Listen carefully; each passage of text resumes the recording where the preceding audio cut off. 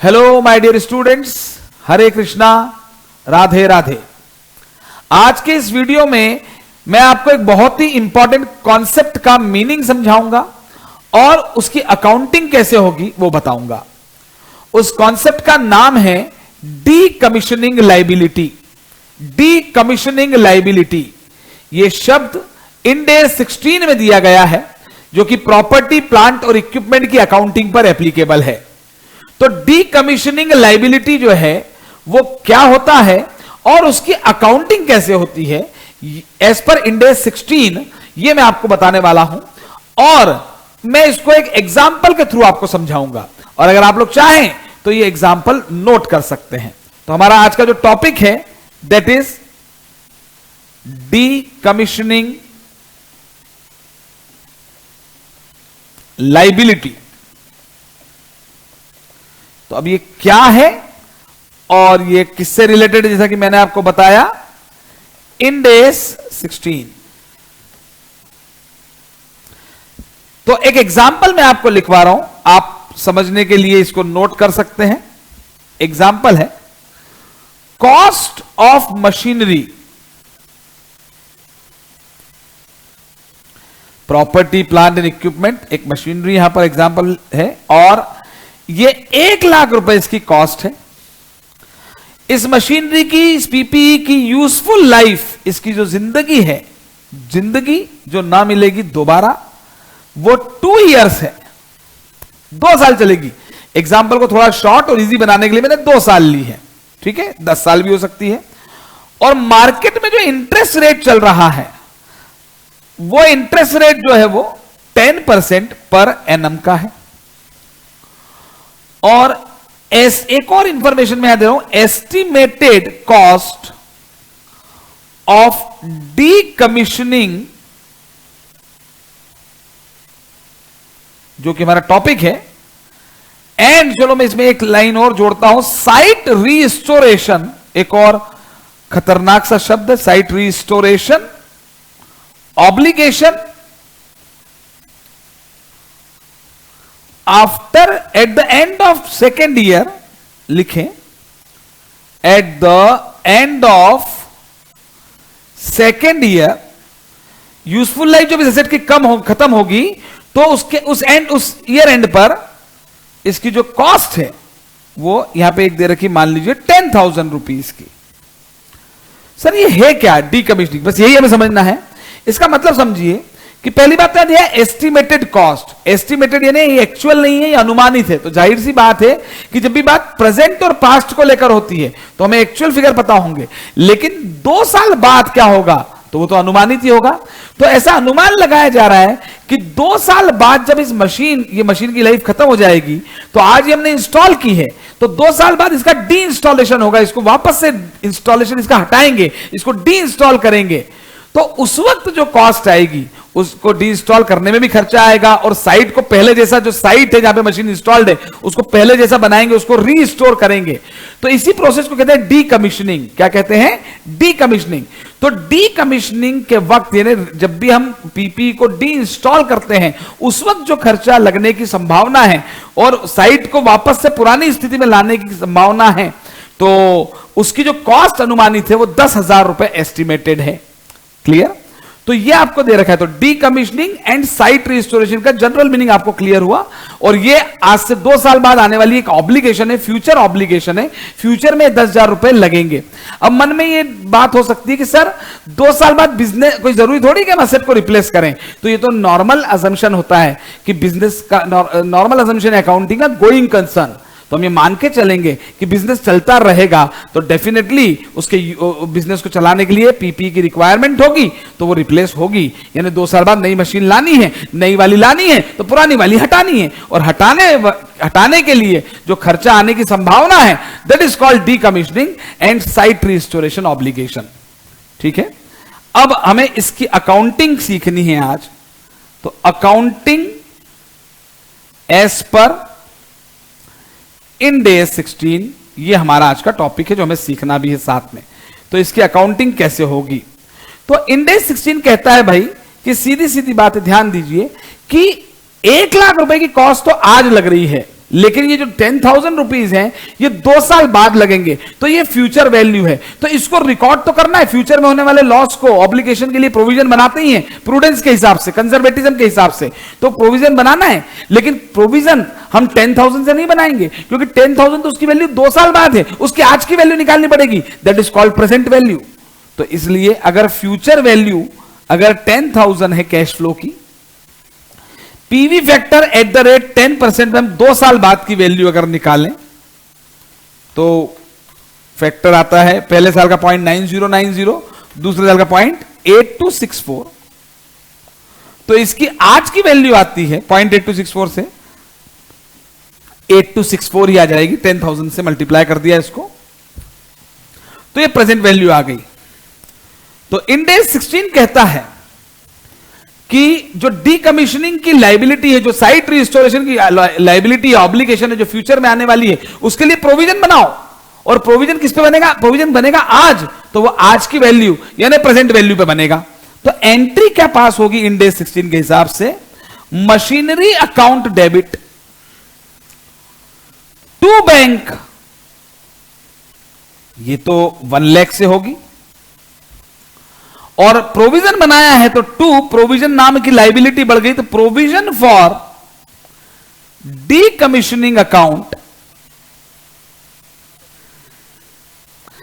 10,000 से नहीं 8264 से आज रिकॉर्ड हो रहा है।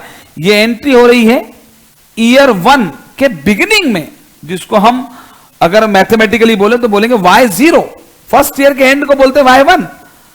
तो ये मशीनरी रिकॉर्ड होगी 1,08,264 रुपए। यस, तो as per Ind AS 16 D का एस्टिमेटेड कॉस्ट जो लगने वाली है डीकमीशनिंग एंड साइट रिस्टोरेशन के ऑब्लिगेशन पर, it should be recorded at present value.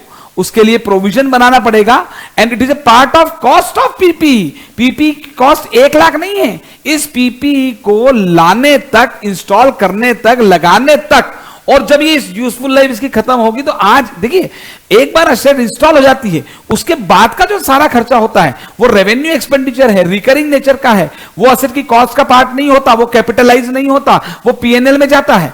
लेकिन ये तो आज ही हमें पता है सर, अगर नहीं पता हो तो नहीं पता है तो नहीं रिकॉर्डिंग अकाउंटिंग करेंगे, लेकिन आज अगर हमें पता है कि डीकमीशनिंग होगी, ये तो कंफर्म है, साइट रिस्टोरेशन होगा, ये कंफर्म है, उस वक्त खर्चा आएगा, और कितना आएगा अगर वो एस्टिमेट हो गया तो हम उसको एस्टिमेटेड फिगर को प्रेजेंट वैल्यू पे रिकॉर्ड करेंगे, और चूंकि आज ये इंस्टॉल करने के पहले ही हमें पता है तो ये पार्ट ऑफ कॉस्ट होगा as per Ind AS 16।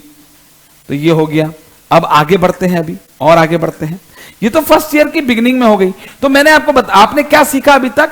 As per Ind AS 16 provision should be made for any estimated cost of decommissioning liability, decommissioning and site restoration। Site यानी जहां पे मशीन इंस्टॉल है उसको वापस से पुरानी पोजीशन में लाना पड़ेगा, पुरानी मशीन को हटाएंगे, नई मशीन लाने के लिए साइट रिस्टोर होगी, तो उसकी जो ऑब्लिगेशन है उसको रिकॉर्ड करना है प्रेजेंट वैल्यू पे, और रिकॉर्ड करना है वो उसके लिए प्रोविजन बनाना है, और and it should B part of cost of PP. Machinery की वैल्यू में जुड़ गया। देखिए सर डेप्रिसिएशन किस पे लगेगा? डेफिनेटली डेप्रिसिएशन जो है वो मशीनरी की कॉस्ट 1,08,264 पे ही लगेगा। अब अभी आगे इसमें और थोड़ा सा आगे हमें सीखना पड़ेगा। अब देखिए क्या होगा, प्रेजेंट वैल्यू और फ्यूचर वैल्यू के बीच का जो डिफरेंस होता है वो होता है इंटरेस्ट। वो इंटरेस्ट रेट की वजह से ही है। आज जो 8264 है, इसको ऐसे बोलेंगे, आज जो 8264 है उसकी वैल्यू 2 साल बाद 10,000 होगी। 1 साल बाद नहीं है, 2 साल लिए हैं मैंने। तो अब अकाउंटिंग कैसे होगी? अब इंड एस 16 कहता है भैया आपने लाइबिलिटी को किस पे रिकॉर्ड किया है? प्रेजेंट वैल्यू पे। हां, आपने प्रेजेंट वैल्यू, देखिए कॉस्ट 1 लाख रुपए की तो वो कॉस्ट थी जो आपने पे कर दी, और 8264 की वो कॉस्ट थे जो आप फ्यूचर में पे करेंगे, पर वो फ्यूचर में पे होगी 10,000। आज उसकी वैल्यू 8264 है, तो प्रेजेंट वैल्यू को रिकॉर्ड कर लिया। फ्यूचर वैल्यू तक जाने के लिए इंटरेस्ट रिकॉर्ड होगा, तो एंट्री पास होगी। ईयर 1 के एंड में डेप्रिसिएशन की अकाउंटिंग अलग होगी, इंड एस 16 के हिसाब से होगी, वो हम नहीं सीख रहे हैं अभी, है ना। इंटरेस्ट अकाउंट डेबिट, सर ये इंटरेस्ट कहां से आ गया? वही बता रहा हूं। To provision for decommissioning account 8264 zeroth year की वैल्यू जो हमें पे करना बाकी है। मतलब इंडेक्स क्या कह रहा है, आपको जो मान लीजिए 10,000 आज ही पे करने होते और आप आज पे कर दोगे तो इंटरेस्ट की कोई बात ही नहीं आएगी।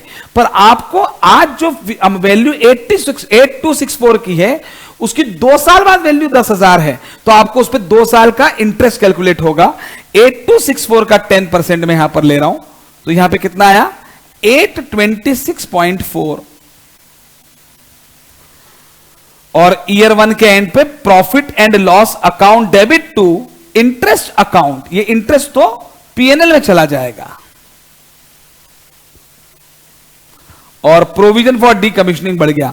अगर आपसे बोले भाई कि प्रोविजन फॉर डीकमीशनिंग का अकाउंट बनाइए, तो पहले आएगा बाय मशीनरी अकाउंट, 8264 से रिकॉर्ड किया था, फिर बाय इंटरेस्ट अकाउंट 826.4 से, और लाइबिलिटी है तो to balance carried down 8264 plus 826.4 equal to 9090.4। Next year by balance brought down 9090.4। Sir ये तो वैल्यू 10,000 थी, वो 10,000 2 साल बाद है, ये 1 साल बाद का फिगर आया है। बिल्कुल।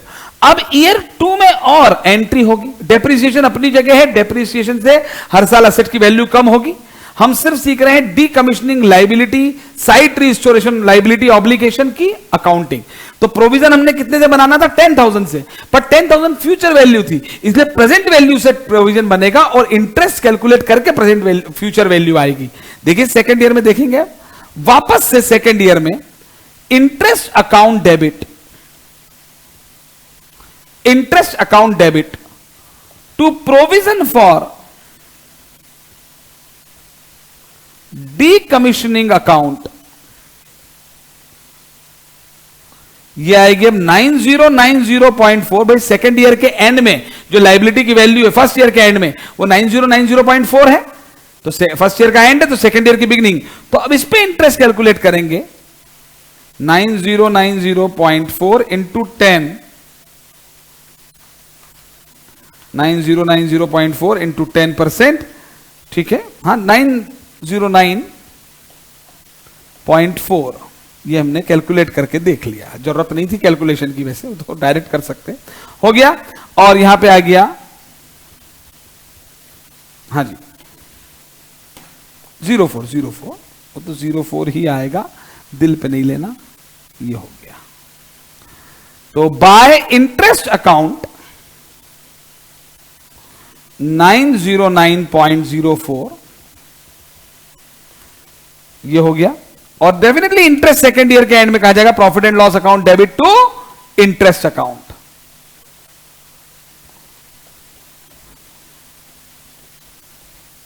ये हो गया। चलिए अब सेकेंड ईयर के एंड में लायबिलिटी की वैल्यू बताइए, 9090.4 प्लस 909.04 अप्रोक्सीमेट आ रहा है। देखिए 999,999 ये 10,000 के बराबर आ गया ना लगभग, 999.44। वो तो राउंडिंग ऑफ के कारण डिफरेंस है, ठीक है। मैं इसको 10,000 ले लेता हूं, राउंड ऑफ कर देता हूं 10,000।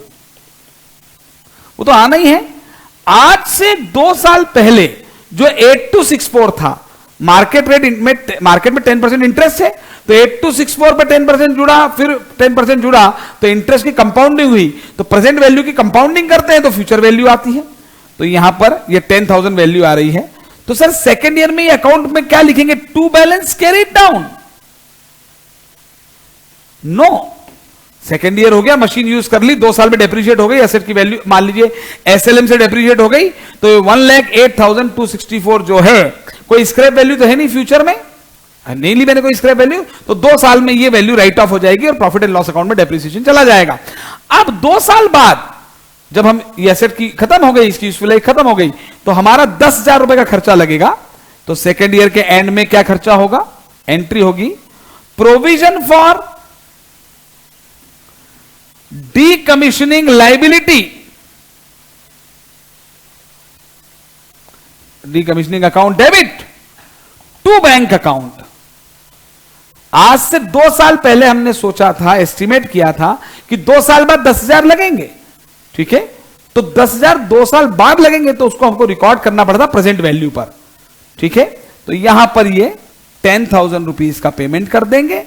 असेट को हमने डी इंस्टॉल कर दिया, डीकमीशनिंग हो गई असेट की, और हमने साइट को रिस्टोर कर लिया, और यहां पर एंट्री हो गई provision for decommissioning account debit to bank account. कितने से? 10,000 से। तो एज पर इंड AS 16 हमने क्या सीखा कि जब भी किसी असेट को आप इंस्टॉल करते हैं तो उसकी यूजफुल लाइफ एंड होने पर जब वो डी इंस्टॉल की जाएगी तो उस प्रक्रिया को कहते हैं डीकमीशनिंग। ये साइट रिस्टोर, साइट को वापस रिस्टोर करना पड़ेगा पुरानी पोजीशन में, साइट रिस्टोरेशन। उससे संबंधित जो अनुमानित कॉस्ट आने वाली है वो फ्यूचर वैल्यू आपको पता होगी, तो उसको प्रेजेंट वैल्यू पे आपको रिकॉर्ड करना है, और फ्यूचर लॉस है, फ्यूचर ऑब्लिगेशन है, तो आपको उसका प्रोविजन बनाना है, और वो जो प्रोविजन है, लायबिलिटी बढ़ेगी क्रेडिट और असेट की कॉस्ट बढ़ जाएगी डेबिट। जो बढ़ी हुई कॉस्ट है उस पर डेप्रिसिएशन लगेगा। अब जो आपने प्रोविजन रिकॉर्ड किया वो होना था 10,000 का, पर वो रिकॉर्ड आज की वैल्यू पे हुआ है, तो आपको इंटरेस्ट को रिकॉर्ड करना पड़ेगा इंड AS 16 के हिसाब से, क्योंकि प्रेजेंट वैल्यू से फ्यूचर वैल्यू के बीच का जो डिफरेंस होता है वो इंटरेस्ट होता है। तो एक तरीके से आपकी लायबिलिटी है 8264 की फर्स्ट ईयर के बिगिनिंग में, और धीरे धीरे वो लायबिलिटी आपकी बढ़ेगी। तो ये इसके लिए भी एक टर्म है, हालांकि वो किसी और वीडियो में मैं आपको बताऊंगा, अनवाइंडिंग ऑफ इंटरेस्ट, ठीक है। तो ये तो खैर इंटरेस्ट की हमने अकाउंटिंग कर ली। और मन में यहां पर एक बात और आती है, सर जरूरी थोड़ी कि 10,000 ही लगे, हो सकता है 11,000 लग जाए। हमने सोचा था 10,000, तो वो तो सेकेंड ईयर के एंड पे हमको पता चलता है कि भाई 10,000 ही लगे हैं, तो provision for decommissioning liability account debit to bank. अगर 11 लगे तो डेफिनेटली हम एडिशनल प्रोविजन बना, वो तो एक्स्ट्रा, उसके लिए तो कोई प्रोविजन आपको बनाना ही नहीं पड़ेगा। प्रोविजन तो हमेशा फ्यूचर में होने वाले लॉस के लिए बनता है। तो ये तो टू बैंक हो गया 10,000, और 1,000 रुपए जो एक्स्ट्रा लग रहे हैं उसकी कॉस्ट क्या आएगी, उसकी एंट्री वैसी हो जाएगी decommissioning cost account debit to bank, और वो उस साल के प्रॉफिट एंड लॉस अकाउंट में चला जाएगा, ठीक है। तो कम भी हो सकती है कॉस्ट, ज्यादा भी हो सकती है। तो और डिटेल्ड एग्जांपल तो इसके बुक्स में आपको मिलेंगे, जब हम इंड AS 16 की जब आप क्लास देखेंगे तो पूरे आपको उसमें मिलने वाला है। लेकिन ये मैंने एक जनरल आइडिया आपको दे दिया कि डीकमीशनिंग क्या होता है, साइट रिस्टोरेशन क्या होता है, और उसकी अकाउंटिंग किस तरीके से होती है।